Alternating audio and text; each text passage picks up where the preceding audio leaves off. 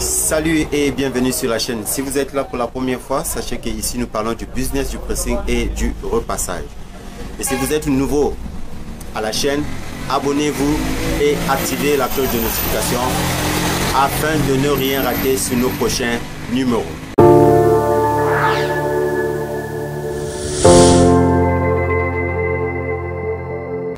Aujourd'hui, je vais répondre à la question de Konaté et celui de Roger. La question de Konaté, il s'agit sur la nécessité des plis sur les manches.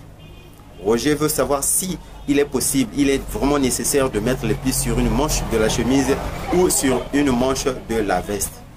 Déjà, pour répondre à ta question Roger et Konaté, les manches d'une veste se repassent avec cet instrument que tu vois. Cet instrument, ça s'appelle une jeannette à manches. C'est fait spécialement pour repasser les manches d'une veste. Donc, il n'est pas possible de mettre les plis sur les manches d'une veste. On ne met pas les plis sur les manches d'une veste. On ne met pas les plis sur les manches d'une veste. Les manches d'une veste se repassent avec cet instrument qu'on appelle la jeannette à manches. Sur la chemise, c'est très important parce que les plis sur les manches de la chemise, c'est très élégant et ça fait très beau parce que vous avez mis des plis dessus. Différemment aux occidentaux, eux ils ne mettent pas des plis sur les manches rarement parce que ils utilisent des robots, machin et tout ça. Donc il est difficile que leur chemise à eux ne puisse pas avoir des plis. Mais nous, lorsque nous faisons notre travail, nos clients aiment qu'il y ait des plis sur leurs manches. Donc il est très nécessaire de mettre les plis sur les manches de chemise.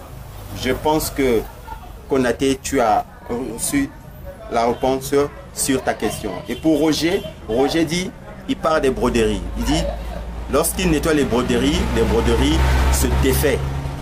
À Roger, je dis ceci, il y a deux sortes de broderies. Il y en a des broderies en coton et des broderies en nylon. Et des broderies en coton, si tu les nettoies avec une brosse, ces broderies-là vont commencer à se défaire. C'est très sensible. Mais par contre, quand tu nettoies les broderies en nylon, tu n'auras pas de problème parce que ces broderies-là ne se défait rarement. Maintenant, comment est-ce que tu dois faire lorsque tu nettoies les broderies à coton qui se défait facilement? Tu les nettoies juste à la main. Tu passes juste, tu frottes juste comme ça et c'est tout. Ou encore tu brosses mais légèrement. Il ne faut pas trop t'appuyer sur ça, sinon ces broderies-là vont se défaire. Je pense que j'ai répondu à ces deux questions, Konaté et Roger. Je crois que vous êtes satisfait à la réponse que je viens de vous donner tout à l'heure. D'ici là, portez-vous bien. On se revoit à très bientôt sur un nouveau numéro.